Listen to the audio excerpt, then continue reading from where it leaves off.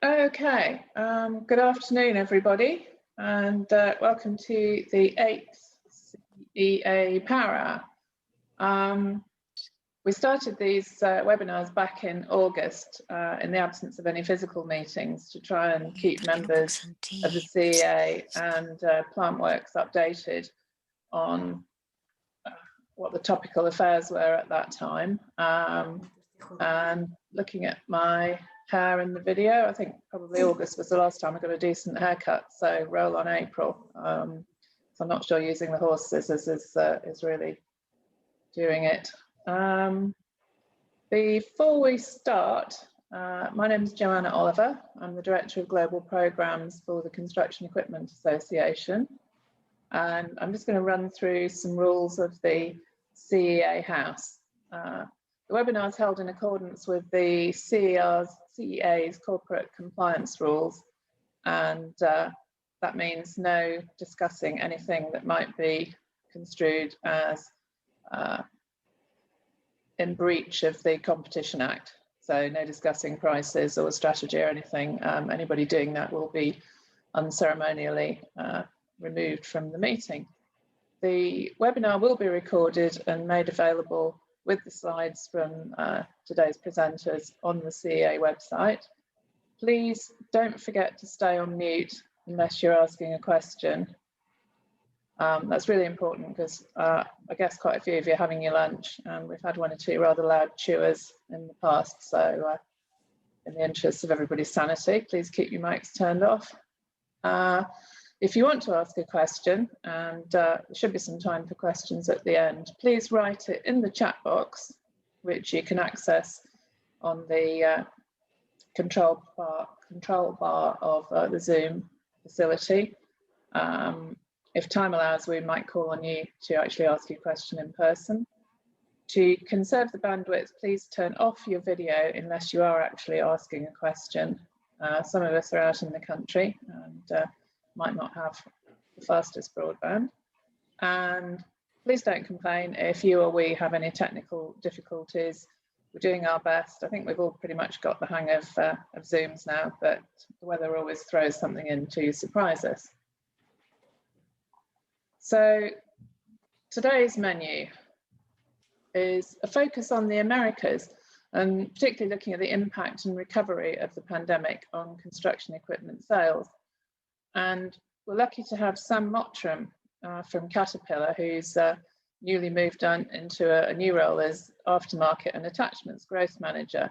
But Sam is also the chair of the CEA's Management Council, and Sam's speaking with his CEA hat on today. And Sam, I'm going to unshare my screen now and let you share yours. Thanks, Joanna. Let me share it and I'll check everyone can see it okay. Okay, so can everyone hear me okay? Yeah. And can everyone see the screen okay? Yep. Okay, very good. Thank you, Joanna, for the intro. As you say, as you said, I'm also we're also struggling follically. It's my second lockdown haircut, I think, so far that my wife's done. So yes, we're all working on that and working with these new normals. So thank you all for joining today, and thanks for the introduction. As Joanna said, I'm going to be speaking today not as Caterpillar, but as the chair of the Management Council of the CEA, which is my honour to be part of that organisation and part of the Management Council. The reason for that is probably fairly obvious in those corporate compliance guidelines that Joanna mentioned, so that you're not hearing Caterpillar's view, you're hearing Sam Mottram's view as the chair of the CEA. A little caveat here as well, because there's a lot of economic data in here. However, I am not an economist. Just to give you my background, I'm an engineer by training, and I moved into Caterpillar as an engineer probably nearly 20 years ago now. Have worked in various commercial roles within the mainly within the building and construction products division at Caterpillar, which is has a facility here in the UK in Desford, as many of you probably know. And then just actually, I haven't begun my new role yet. I'm still the commercial manager for mini excavators and small dozers until Monday. at which time I take over as the aftermarket and attachments manager for our division, for that building construction products division. So as I say, I'm not an economist. I do get to sit through a lot of these economic reviews and discussions about what's happening in the globe economically. So I will do my best to move through this.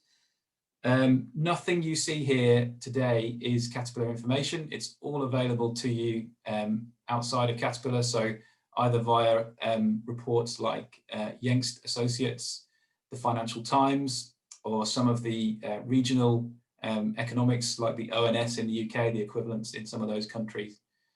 So nothing you see here is proprietary to Caterpillar, and where I have sourced something, I have noted it. So you'll be able to go back and check it for yourself or read it for yourself.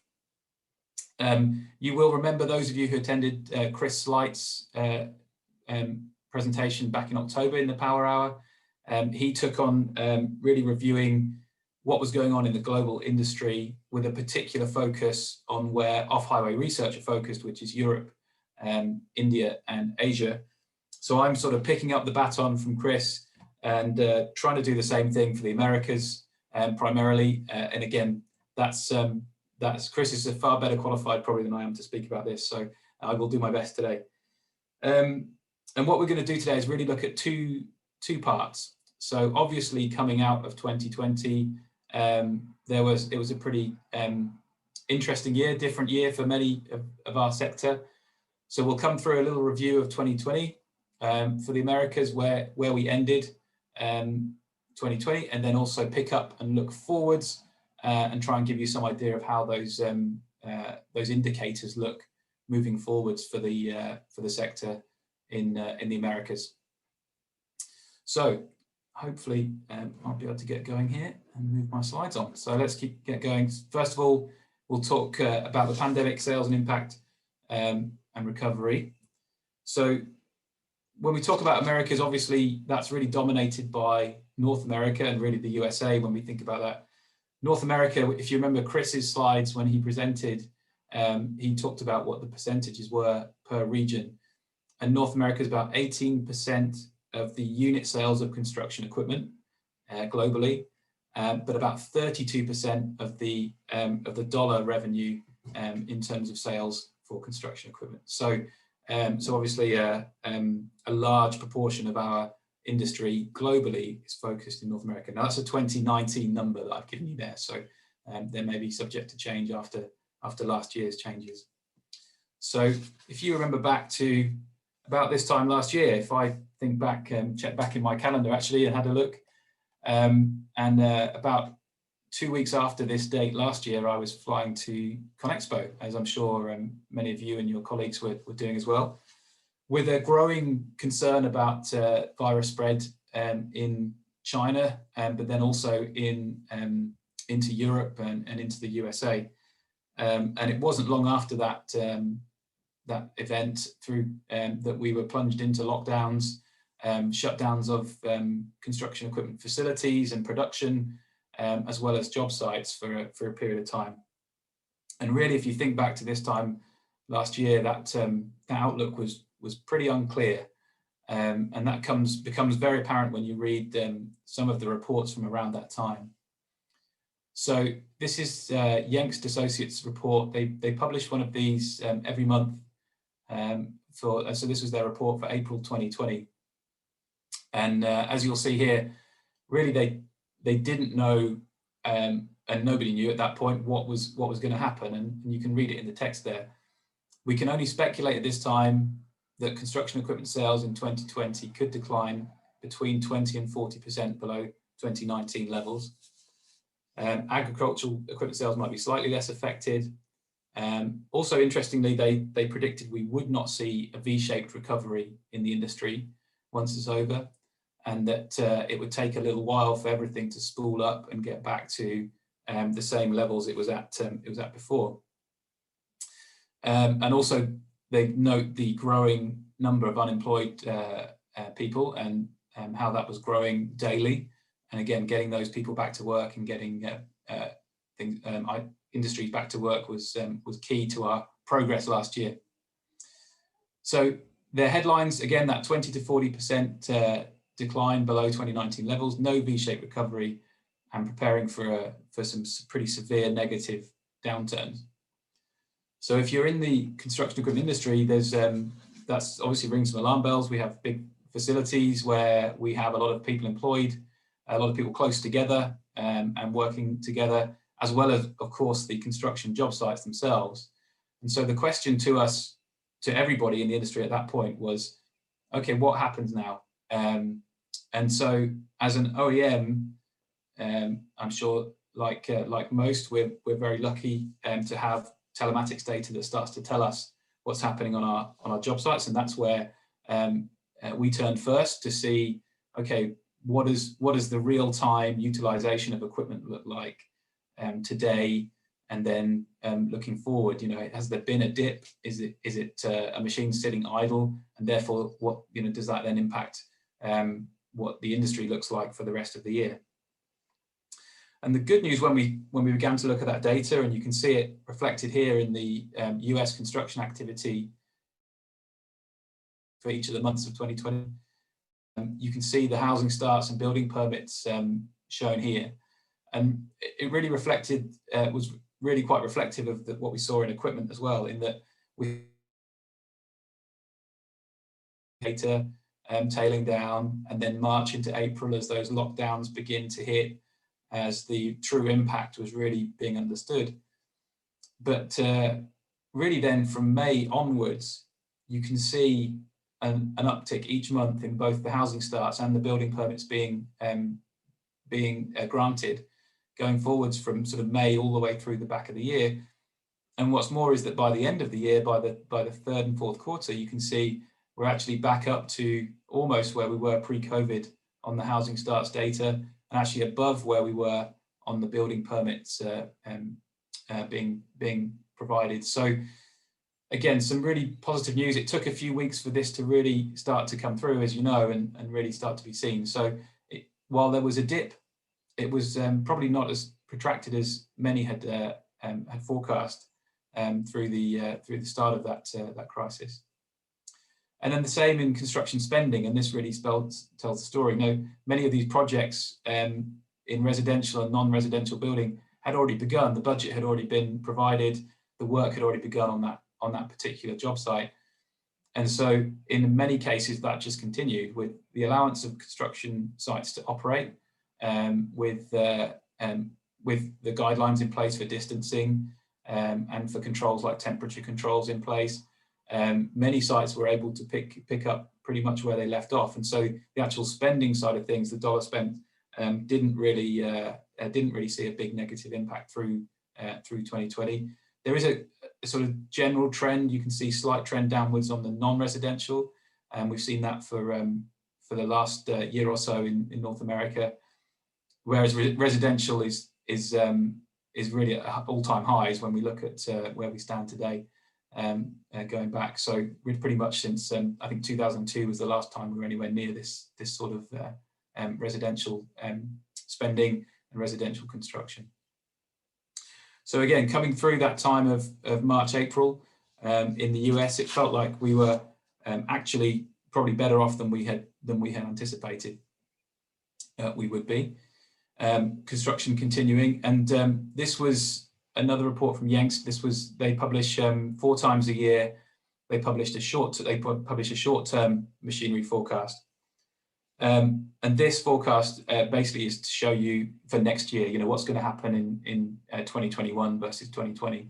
So end of 2020 and then into 2021, and you can see their forecast here. This is all earth-moving equipment sales that you can see here. So it contains every size of equipment that you can expect. You can see the 2020 forecast was a 26% reduction versus 2019, and then an immediate recovery and bounce back into positive numbers for growth in 2021 versus that. So 26% was their guess. And again, this was September of last year. So if you think back to that time, really still the political situation in North America was uncertain in terms of the election and the result of that election, and what that meant for spending and infrastructure and stability, and tariffs, of course, as well. Also economically, there is probably greater positive indicators now than there were back in September of last year. And we've also seen commodities continue strong as well. So really a positive, probably more positive situation now than when this report was written. But nonetheless, probably not the impact that, the multi-year impact that we had expected. And certainly not the multi-year impact we can see if you go back to 2008 and 2009 to that dip. You can see how many years it took to recover. Really, what Youngster was showing here is pretty much you'd be back close to 2019 levels in 2021 in terms of equipment sales. So, so that's the US side of things. So you can see sort of coming through the back end of last year, some positive news, but again, tempered with that uncertainty over how things look going forwards. South America was a little more challenging personally for me to get data on, because again, we tend to put it all, a lot of those countries together in many reports. So I was trying to find more detail on each country, but also because it was a very mixed picture depending on the territory we were talking about and the country we were talking about. So this chart is a way of viewing construction indexes. So really it's showing you sort of a level of activity of construction in each of those countries on the right. And I apologize, the key escaped me, but if you go from top to bottom, the lines represent the countries. So that top dotted line there is Brazil. Then we have Chile, Mexico, Colombia, Peru, and finally Argentina at the bottom. And again, what you see here through 2020 and the construction index for 2020 and the back end of that year was a pretty bleak story, depending on the territory, you know, downwards. And so we saw a much deeper dip than we'd seen in the US in many places. Brazil, of course, has had this sort of was on the way to recovering in construction terms through the last 2 or 3 years, and so they were actually the lightest dip, but also the first really to begin to recover. And we know that recovery signs there are not 100% yet. The currency is still weak, but there is an ongoing some ongoing economic challenges in Brazil. But nonetheless, they seem to be the country that has come back the strongest through the dip, and as we'll see later on in the data, that is probably doing strongest in terms of getting back on track. In Argentina, which is the bottom of this pile, both inflation and debt growing there, and some real challenges and confidence challenges for Argentina coming after the COVID crisis. As you'll remember from the media, back again, if you go back to that time of March, April, May timeframe, there were multiple reports of very widespread COVID situations, and actually more construction shutdowns than we'd seen in other countries, as the whole population really stopped working and unemployment really rose. So again, a more challenging situation for certain in South America. The other point, just sorry, back up to the top of that list for Brazil, as I mentioned, they're the one that was probably coming out of it perhaps the better of versus many territories, was they actually reached a pre-COVID capacity utilization, and that's the amount of industrial capacity, factories as it were, that were being put back to work in September. So while unemployment was still high, it had reduced, and we'd seen again that production level increase through the third quarter of the year. So a much better outlook there than probably had been anticipated, again, if you go back to the early part of the year. So let's switch gears here slightly and start looking forwards a little more. And this is where we can get some information and some indicators going forward. So the first thing I'm going to show you here, we'll stay on South America for the time being, and I'll finish on North America. In terms of GDP impact of 2020, South America was the most impacted globally in terms of 2020 GDP, changes in GDP from 19 to 20. So from a negative 0.9 GDP overall for South America in 2019, they went to a negative 8.3 GDP growth in 2020. However, on the positive outlook, as I said, many of those territories beginning to come back. Hints of recovery in some territories. I mentioned Brazil there looking stronger than it has for a little while. And construction equipment and forecasts for construction growing and activity growing, really based off that GDP growth. You can see there a positive swing to positive 3.8% growth from 2020 to 2021. And really, again, in South America, it's hard to disassociate GDP growth from items like commodity growth, which we know is very strong right now, as well as construction. So construction equipment benefits when mining is going well and commodities growth is there and prices are high, plus also then that construction activity. On the right, you can see some construction activity numbers. You can see that Brazil number at the back of 2020, as I said, coming back to pre-COVID levels. From 1918, you can see that the slow recovery, but it seems like, again, some stimulus there has provided a boost to that construction activity. And also I mentioned Argentina and the challenges there that they're having in that territory. You can also see there that their bounce back has been pretty strong, and they've actually got back close to a 2019 level of construction activity. So looking forward, certainly more growth and a more positive outlook than perhaps, again, in the middle of last year, if you'd asked the same question, how we would have answered. Looking at Latin America and Brazil versus other emerging market, and this is straight out of the Economist report, you can see the changes in GDP there versus, this is quarter 3 2020 versus 1 year ago. So you can see where they sort of rank globally here if you look at this chart. You can also see where's been the strongest out of the back end of the year from COVID. China with nearly +5 GDP growth through quarter 3 versus 2019. So they turned that dip around from the start of the year and really began to motor through the second half as, again, more stimulus, more spending was unleashed to keep the economy moving. South Korea also came through relatively lightly in terms of GDP damage. And then you can see other territories. India was badly affected again. Chris spoke to that in some of his material. And as we mentioned, for South America, really, Brazil is probably the one that's had the least impact to GDP, as they were already on that slightly upward curve that we saw, whereas Argentina and Venezuela had some really difficult times. And you see overall the average of that 8.3 that we saw on the previous slide coming through there.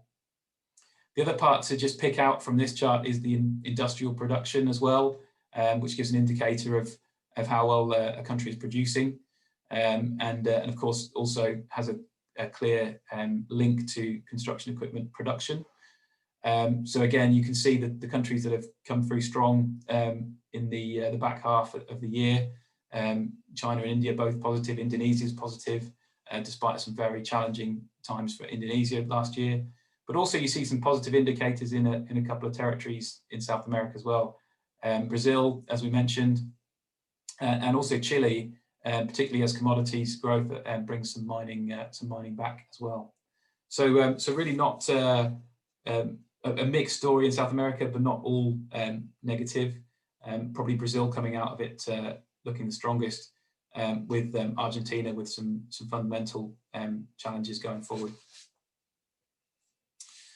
Okay, so we'll end the sort of South America section there and pick up on back to the US. So we're back in the USA. I picked out sort of 6 macro indicators here, which sort of give you an idea of how the economy is looking going forwards as you look at those 6 big indicators. The first one in the top left, the line that you're seeing there is COVID hospitalizations, which are dropping. This was actually data from January, so I think you'd see that trend continue. And so from a COVID standpoint, the infection rate was declining through January and February. They do have quite a solid vaccination program, I think, going forward. So again, some positive indicators for COVID there, although again, those controls and lockdowns are very different from place to place, from state to state, from area to area. So not a universal story there, but certainly as an overall, it seems to be improving. The centre top here, we're talking here about the percentage change in job postings. So this is a look at each sector and how they're bouncing back through after COVID. Again, this is percentage change in job postings. So basically, where's posting, where's the growth, where do we need people to be working? And you can see construction comes in at in second place here, 24% change, positive change, versus the February of 2020 number. And of course, that for our sector is great news for our industry, because it means that construction continues, construction equipment continues to be consumed, and so we have a stronger need than perhaps if you were in the arts or hospitality industries, where again we've seen this big negative trend in terms of jobs and where much of the unemployment is coming from. On the top right here, this is perhaps a headwind, the one headwind on this chart, which is that our supply chain is stretched unlike anywhere else, any other time that I can remember, in terms of moving equipment or materials or supplies around the world. Very, very long delays at ports, very difficult to secure container space, and at very high rates if you can secure that container space. So that's probably that's a challenge going forward. Most supply chains for manufacturers are going to be global these days, I would anticipate. So I think you can imagine that that causes some challenges for the sector. The bottom three, as I said, are also positives though. Housing strength is unlike anything else at the moment, and the bottom line there that it states, this is a housing report from February. There is still no end in sight to the housing market strength in the USA. So again, that's back to pre-COVID levels, and as I said, at the highest levels since 2002 for residential construction. So some really strong signals there for our industry from housing. On monetary policy, again, there's a continued push to keep funding going, keep stimulus moving, again, get that population back to work. And a lot of that is keeping the foot on the gas in terms of stimulus into construction and infrastructure. So again, some very positive news there that continues and will continue for the foreseeable future. Again, really based on employment, getting folks back to work. And then finally, commodity strength. We've seen the surging prices on certain commodities as we come out, and perhaps the feeling was that they would be lower through 2020, but actually we've seen the COVID-related supply chain issues, the challenges of supply chain, build the price as they become more difficult to get hold of. So again, pricing of commodities is very strong, and production therefore is up. So all in all, some very, very positive indicators for a large chunk of our industry there in the US. Again, a chart from Youngst here, where they plot every year the further out forecast. So looking further ahead to 2024, what does the industry and recovery look like? So they actually published this in May. They did actually publish two reports in May. They published one as they were planning to, and then one with a COVID update, which had this update in it with a bigger dip in 2020, and then a further growth through the out years. You'll remember the report earlier I showed 26%, and that was the one they published in September. So earlier you can see here they're actually forecasting a 30% drop in industry. So in reality, as we went through the year, as I said, even their forecasts got more positive for 2020 as the year went on. But overall, if you look forward, this sales of construction equipment and line is somewhere between a 12 and 17% growth each year going forward from 2020. And you can see actually we're probably getting back to pre-COVID levels in 2022, 2023, that kind of time frame. And again, I think that's probably now been revised, and we'll see a new report from them here shortly. But I'd imagine they're close to pre-COVID in 2021 in many cases. So as you can see, some great positive news there from the USA. And so that sort of concludes my piece here on the actual economics. What I'll do now is I'll hand back to Joanna. There will be time for questions later. I can't guarantee I'll be able to answer them all, particularly if they're very technical. But I'll hand it back to Joanna, and she can talk you through how to take advantage of that growth through some future trade events that are coming up. Thanks, Joanna. Thanks very much, Sam. That was a really interesting canter through what's actually a very large global, pan-global market. And actually pretty encouraging when you think what it could have been and how we thought it would be this time last year when we were all at Conexpo practicing our tapping elbows and toes and whatever it was that we had to do in a very embarrassing way. I am just trying to get so I can reach the presentation bit. So talk amongst yourselves for a minute. Trying to get rid of the menu. There we go. Okay. So I'm Joanna Oliver, and I'm the Director of Global Programmes for the Construction Equipment Association.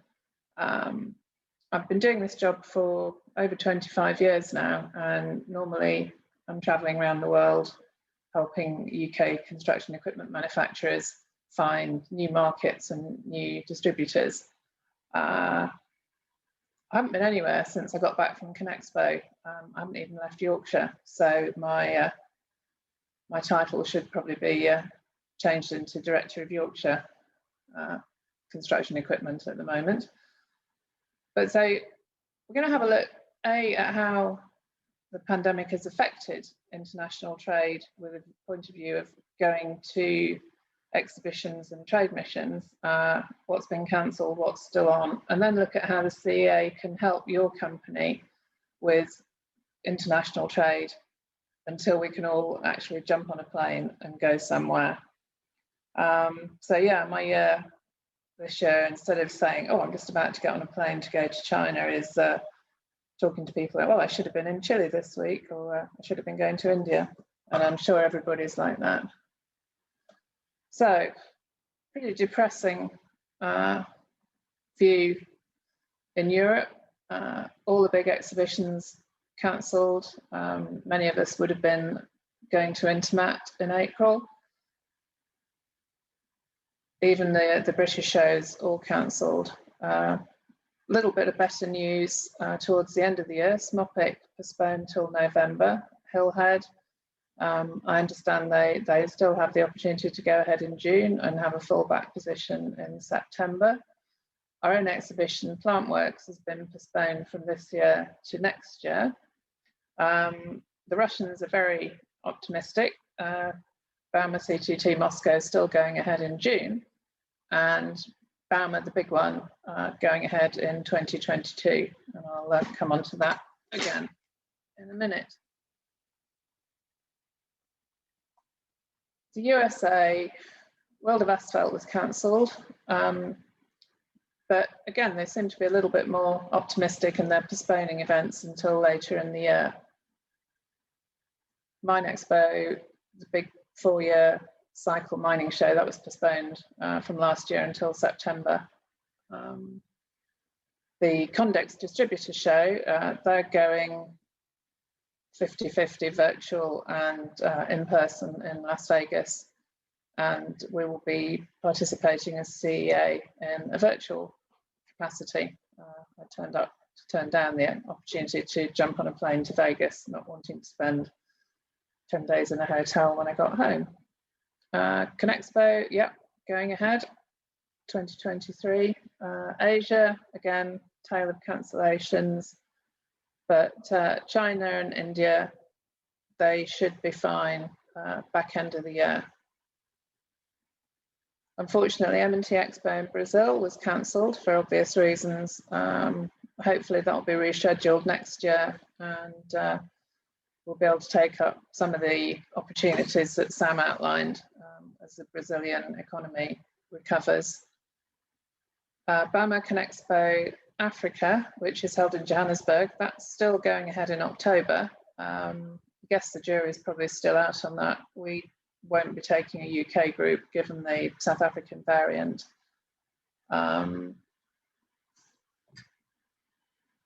So that's all the negative stuff. What's the positive stuff? What can CEA do to help you with your international trade? And by international trade, I mean both exporting and also importing, because a lot of people's components are coming from overseas. And I know there's huge issues at the moment with the post-transition period, moving freight around the world. Lots of things coming up that we didn't expect after Brexit, with customs, tariffs, duties. And the CEA is represented on lots of different external bodies, both government, customs and revenue. I was on a call this morning with HMRC and Department of Trade and the automotive sector. And we have our own HMRC representative on that. He was able to help one of our members last week with a complicated issue of triangular trade, which would have not been a problem pre-Brexit, and now is attracting VAT at every corner. I spent quite a lot of time in the first few months of lockdown trying to re-establish my contacts at the British embassies, high commissions and consulates around the world. Those of you who travel will know that there are trade officers located in all the British posts globally, and they're supposed to be there to help UK exporters find customers and distributors. Some are better than others, but they are on the whole getting better, but they do tend to move around a lot, and it tends to be the better the commercial officer is. If they're a locally employed person, then they very quickly get headhunted into the private sector. So always need to keep strengthening our contacts. And if anybody does need help, please ask me in the first place. And I'll try very much to put you in touch with the right person. One of our members needed a good contact in government in Mauritius, and I happen to know the High Commissioner who I'd met when I was in Turkmenistan, which was quite a good opportunity, and I was able to put them in touch, and within a quarter of an hour they were chatting to each other, and subsequently found a distributor. So please ask, we're here. If I don't know somebody myself, I can quite easily find out through my contacts in Department for International Trade and the Foreign Office. We're looking at virtual events. I'm going to talk a little bit about the event we've got in Finland in a minute. Assistance with trade issues, again, that's like customs and duties, transport, anything that you're struggling with. We may not know the answer ourselves, we probably don't know the answer ourselves, but we should be able to find somebody who does. Through the CEA's links with other global trade associations, we can find representatives in most of the world's major markets if you need help. As I said, I sit on various industry bodies, been spending a lot of time on Zoom and Teams, learning about Brexit and COVID and all points in between.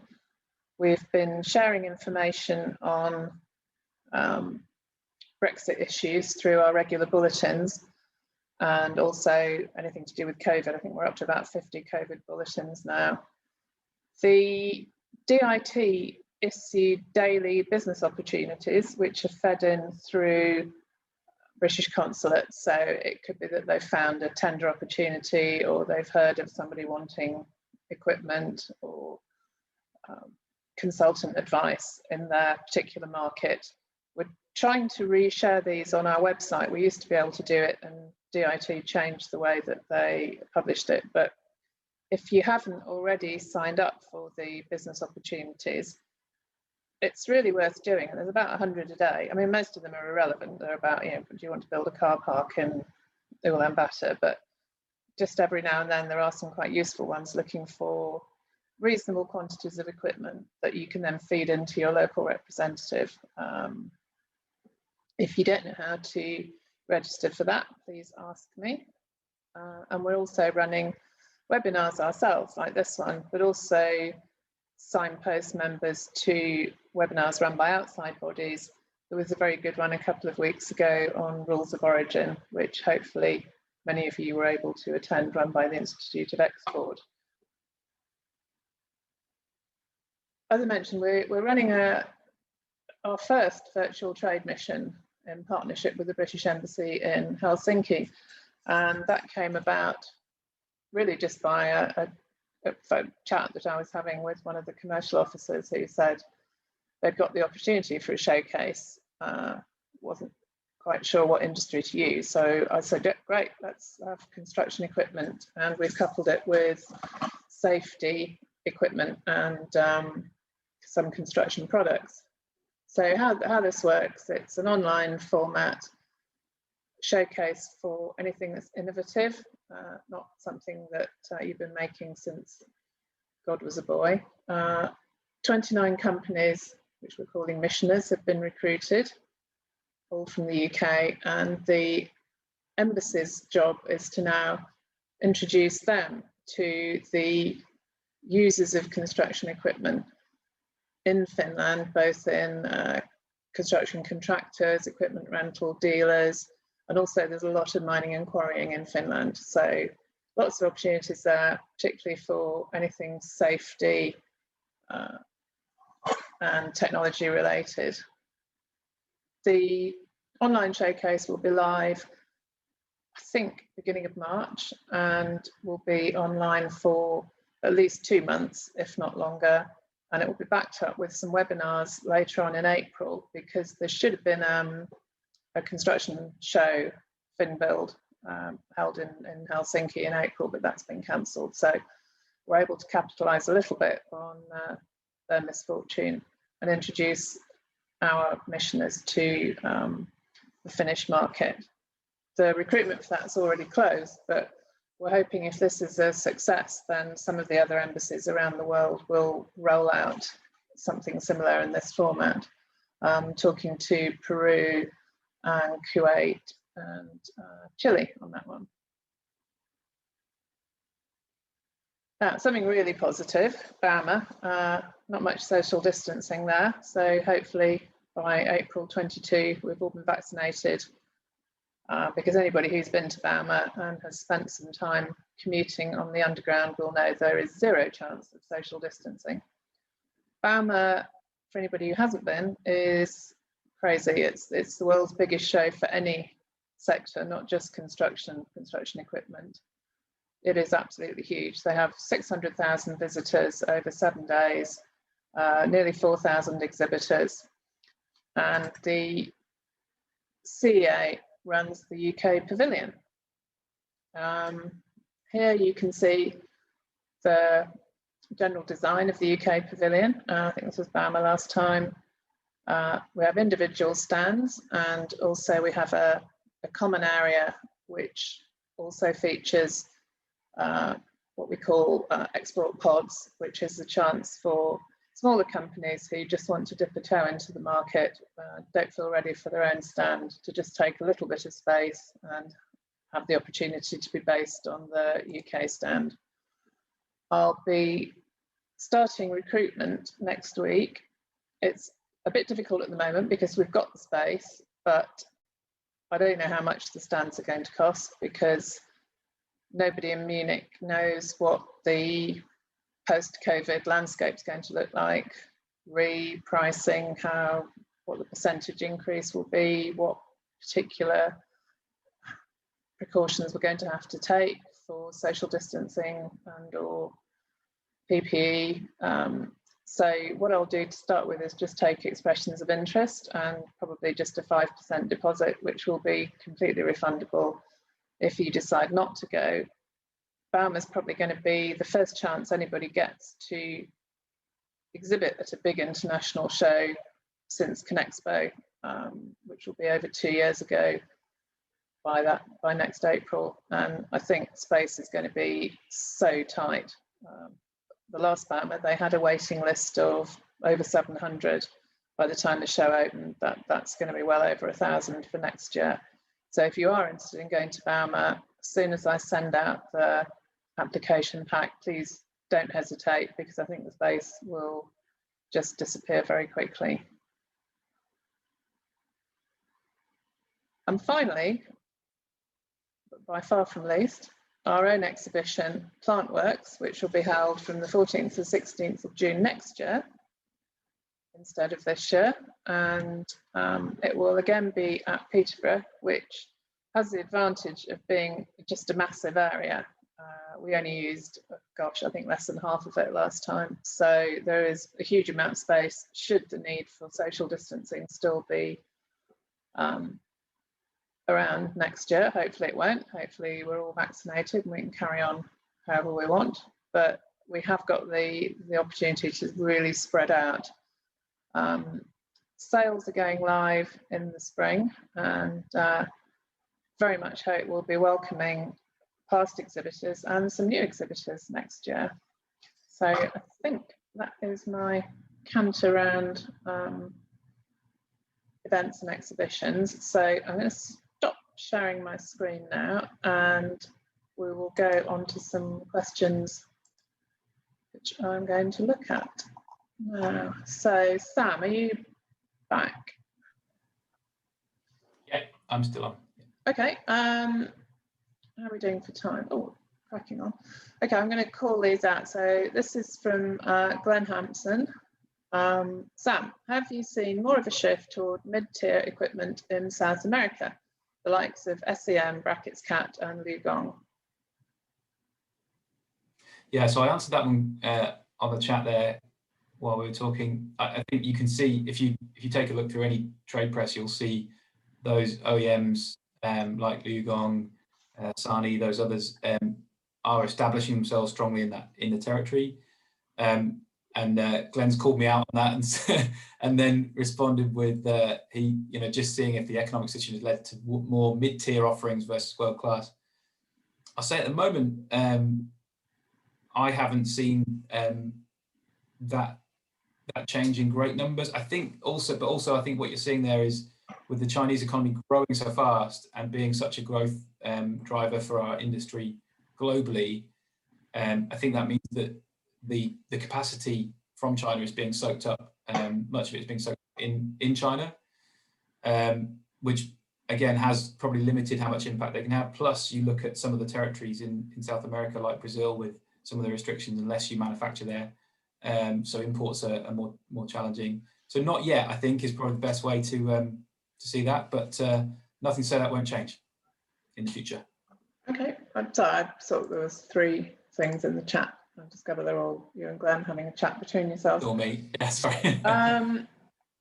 While we're waiting for some other questions, I just, slightly a question to you, Sam, with your not Caterpillar hat on, but general opinions.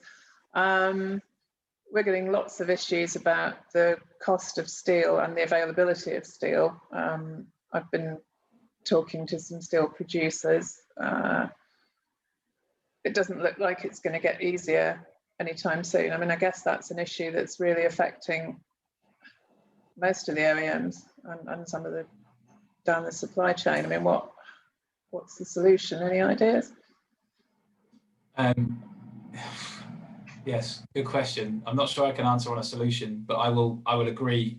Again, for the time that we're at, I've not seen a time like it before, where not only is the supply chain side of things difficult to get product and commodities around, but also the supply and the availability of those commodities as well. So yeah, I couldn't give you an answer on the solution.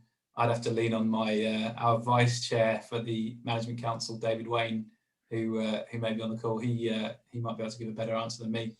And I tend to be at the front end rather than the supply end, so I'm not fully up to speed. But certainly, like I say, it's sort of unprecedented for me to see all of this come at such the same time. Normally, there's other capacity, right? There's capacity elsewhere. There's another outlet, perhaps at a higher price or a new territory that's coming on stream. But that doesn't feel like it's the answer this time. So yeah, I would have to lean on someone else to help me out with that. David Wayne, are you? I'm sure I let you in. Yes, Yeah. I'm here. Do you want to comment in a non-competitive sort of a way? Yes, absolutely. Yeah, I mean there are several sort of issues that have really fed into the current situation. I think that what we've generally seen is if people have learnt to cope with COVID and introduce safe working practices throughout all industry sectors.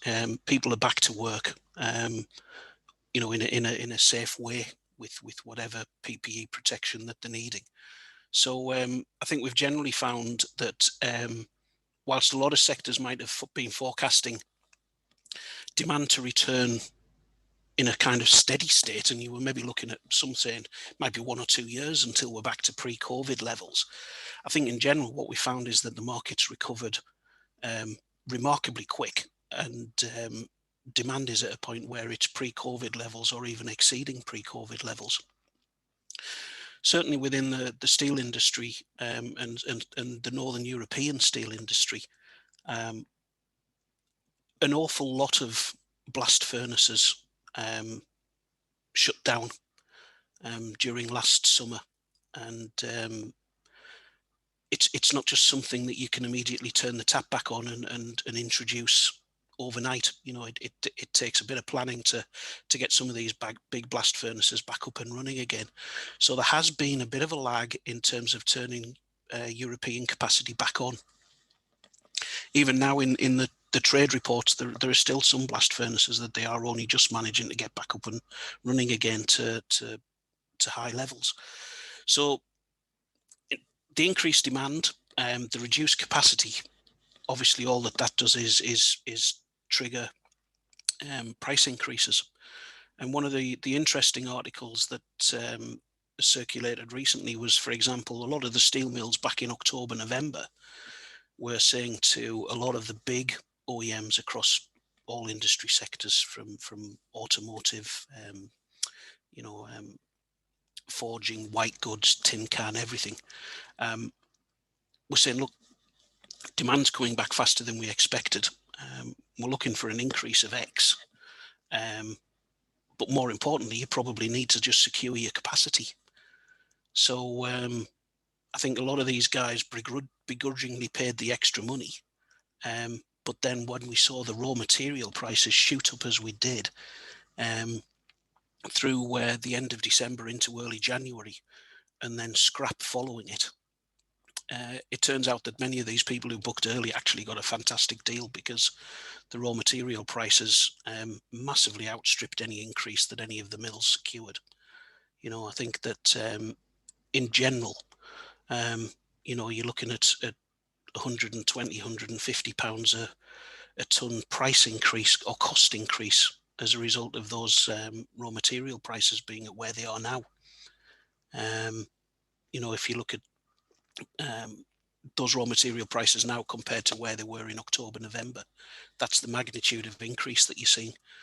Anything beyond that people are paying, it's more just about availability and everything else. And it's also compounded, especially say in Northern Ireland, as a result of Northern Ireland being treated as a European company because of the EU border being in the Irish Sea. So an awful lot of factors that have led to where we are at the moment. Brexit, the raw material price increases, everything has led to a bit of a shortage in the UK across a number of different steel products. Yeah, and I mean, just to add as well, even coming back from Chinese New Year, just to compound things, but prices in China have also increased now. Hot rolled coil increased approximately $70 a ton. Other product sections and things like that by a similar amount. So it's a worrying trend that's only going to get worse, in my opinion. Shipping rates as well have also absolutely skyrocketed. I mean, our costs of sending containers out from the UK have increased, but if you're bringing anything back from China back to the UK, then some people are saying double, triple the price compared to what it used to be 6 months ago. So yeah, I don't think we're out of the woods for a long time yet, and certainly our initial forecasts coming into H2 are that raw material prices will remain very, very high still. So not good news, I'm afraid. But I would say, yeah, capacity, book your capacity is the most important thing at the moment. Yeah, thanks very much, David.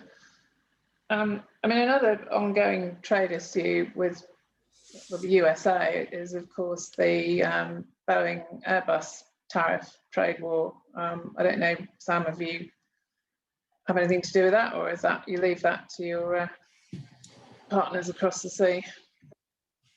No, we obviously discuss the tariff situation regularly, and of course with a change in leadership in the US, there's a lot of debate about how those might get used. I'll be honest, we haven't talked about the European one as much. Again, in my arena, because I'm not in the tariff codes that are affected for the products I look after today, but certainly the China one is interesting because there's the tariff between the US and China, which is currently there. I think Biden has indicated he may want to keep in his back pocket as a negotiating tool to get something else.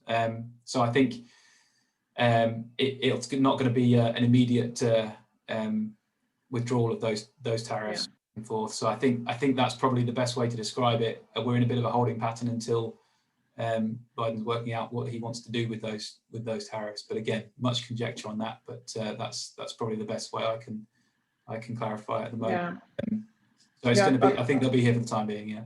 Yeah. No, I picked up on the Biden view on the Boeing Airbus tariffs that there was no appetite at the moment to do anything about it, and I think they're not going to be reviewed again until July. I think they were reviewed early this month, and they just said no.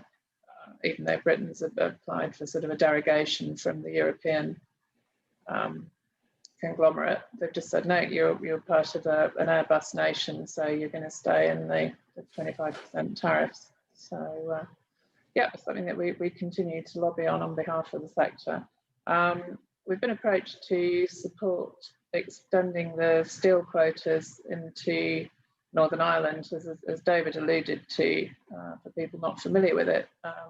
The UK produced steel that was going into Northern Ireland pre-Brexit obviously didn't form part of the quotas, and now post-Brexit,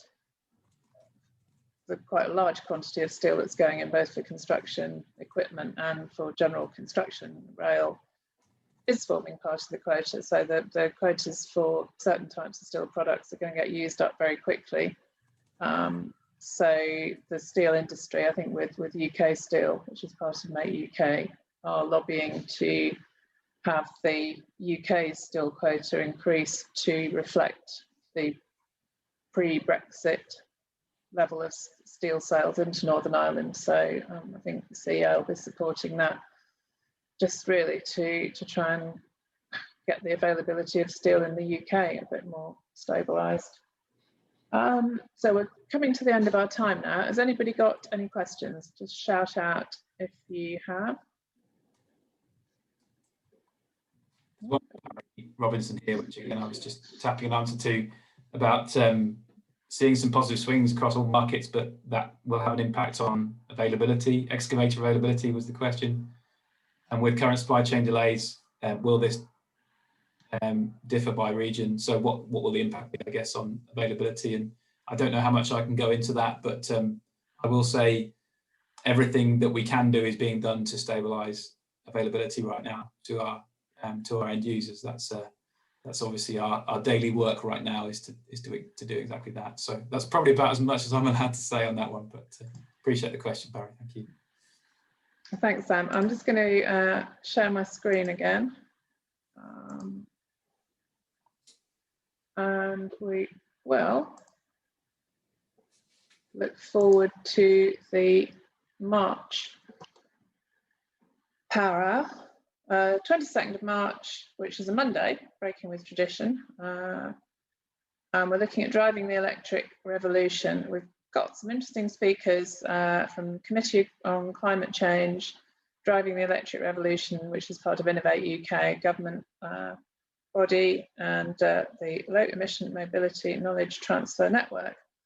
So moving away from sales next month to more of a technical focus, very much hope people will be able to join us on the 22nd of March. And finally, just a really big thank you to Sam. I know how incredibly busy he is, not to mention trying to run 2 jobs at the same time at the moment with moving on. So thanks very much, Sam. Hope you've all enjoyed it. Thank you very much to everybody for sticking it out to the end, and join us again next time. Thank you. Bye. Thank you, Joanna. Thanks, everybody.